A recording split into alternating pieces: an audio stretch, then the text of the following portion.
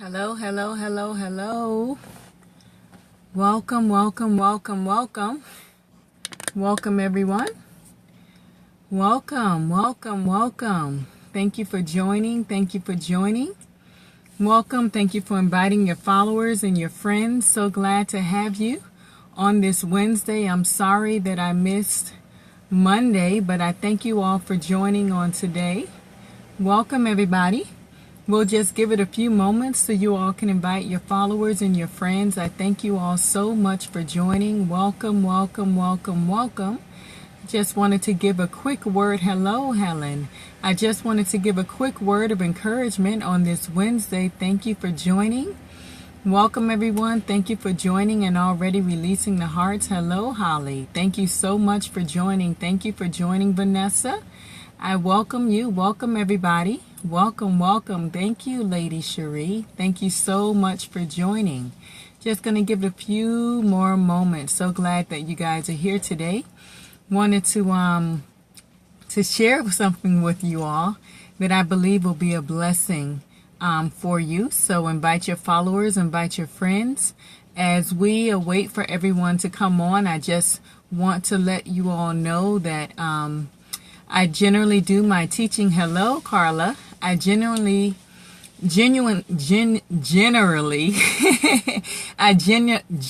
do my teachings. My teaching scopes on Wednesday nights at 6 p.m. Pacific Standard Time.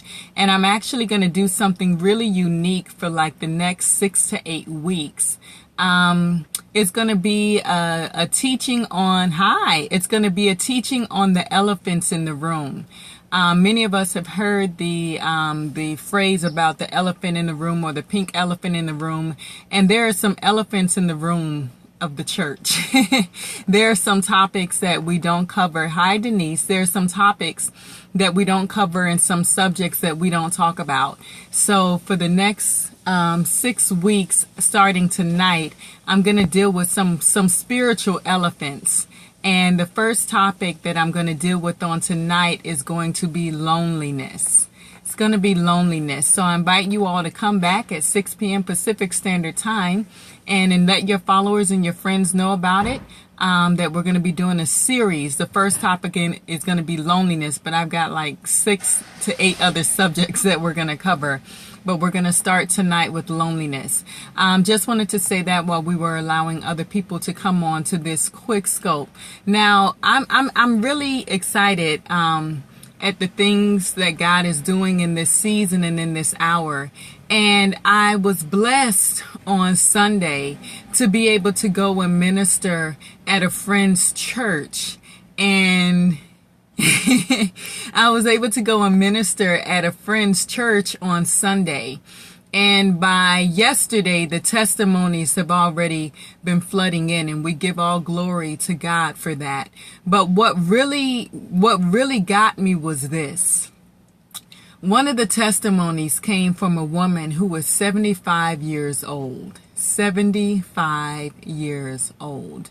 And the teaching or the sermon that I released on Sunday was from Isaiah 1:19. If ye be willing and obedient, you will eat the good of the land. And many times we can have the willing part down, but it's the obedient part that most believers struggle with. We can be willing in a lot of areas, but that obedience can get us. But one thing that I said within the sermon was that we can be willing and obedient in some areas of our lives, but not in other areas of our lives. We can be willing and obedient when it comes to paying our tithes, but not willing and obedient when it comes to living holy.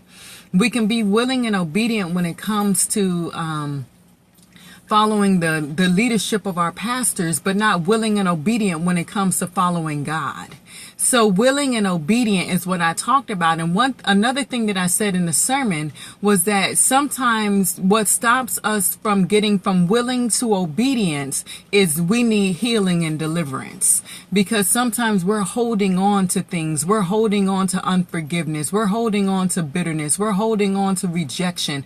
We're holding on to deep hurt. These things stop our head and our heart from connecting. So this is what the sermon, as you can see, I still still can feel this sermon, was about on Sunday. And afterwards, I did an altar call for those who were willing to let go of things in their heart and ready to step on a new journey with Christ, to be willing and obedient. And I had the privilege of praying for a woman who was 75 years old. And there were some things that she was willing to release and willing to let go of. And I prayed for her. I ministered to her, took authority over some things, bound some things. It was a powerful time. But I did not know that she was the grandmother of the pastor's wife. And I also did not know that she had just lost someone who was very dear to her, and she was holding on to a lot. And I did not know that the family had been worried about her because the path that she was going down wasn't looking too good. And there was a lot of concern. And she hadn't been to church in a while, but she came on that Sunday and she listened to that word, and she even took a step further and came down and got ministry. And when they spoke to her this week, she was full of joy. She was full of peace. She felt light.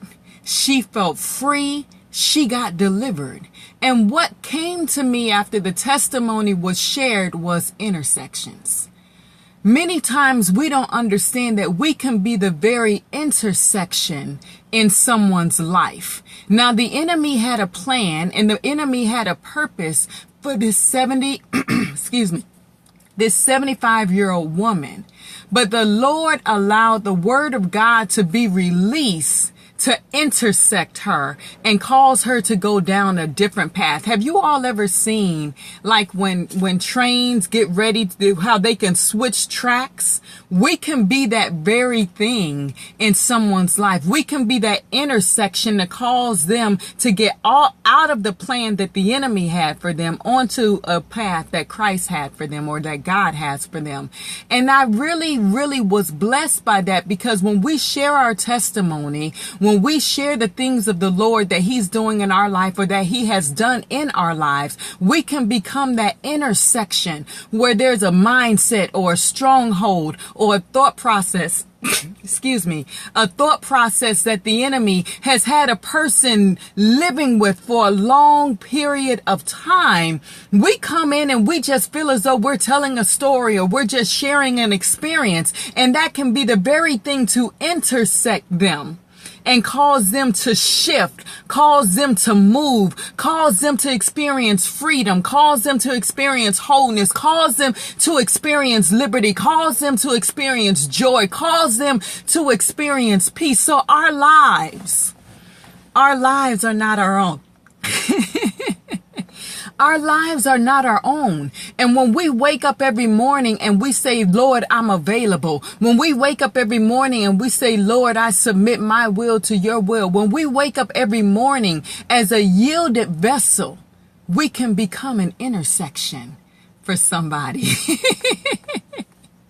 And age doesn't matter when it comes to intersections. I was specific in sharing the age of this woman, because many times we feel as though we can only help certain people in our age group, or certain people of our culture, or certain people of our nationality, or certain people of our denomination. But when we drive these roads every day and we have to switch lanes, our age doesn't matter. Our car doesn't matter. Nothing matters when we're in an intersection. We just move. So the same thing with our lives. Don't allow the enemy to make you feel as, oh, because I'm a woman, I can't minister. Because I'm a this, I can't minister. Because I'm a that, I can't.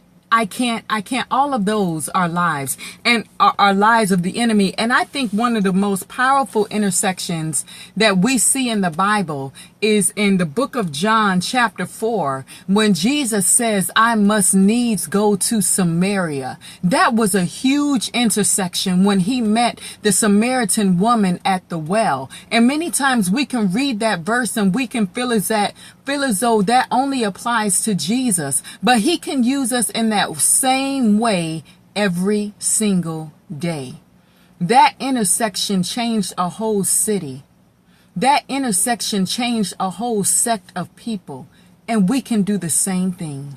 He desires us to do that every day if we allow him to. So become an intersection. See yourself as a place of exchange that helps people come from being hurt to being healed, that has people come from being bound to being delivered. See yourself as an intersection. See yourself as the one that helps people to cross through to Christ.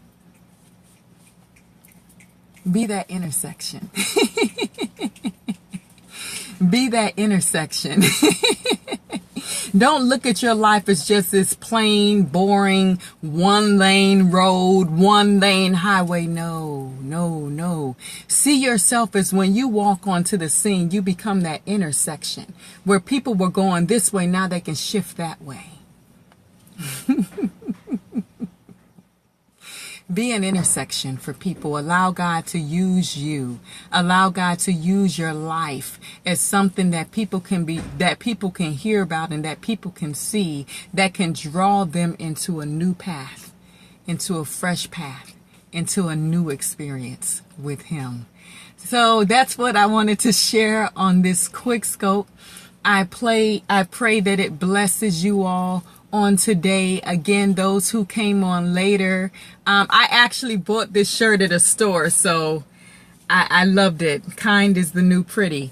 Blessings to you all. Again, I just wanted to, for those who came on later, I wanted to let you know that I will be doing a new Periscope series. That's a good one. Intercede is also a way to be an intersection, but that is a way, but your life can be an intersection as well.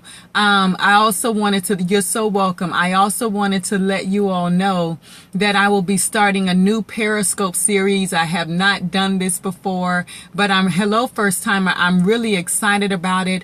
But the Periscope series, it starts tonight and it's called The Spiritual Elephants. I'm talking about spiritual elephants in the house of God and in our personal lives. The spiritual elephants is a deliverance, healing teaching that I'll be starting on tonight. And the first subject that we will cover is going to be loneliness. I'm going to tackle topics that you might not hear on a Sunday morning, that you might not hear in a Bible study, but there are some spiritual elephants that the Lord wants us to deal with.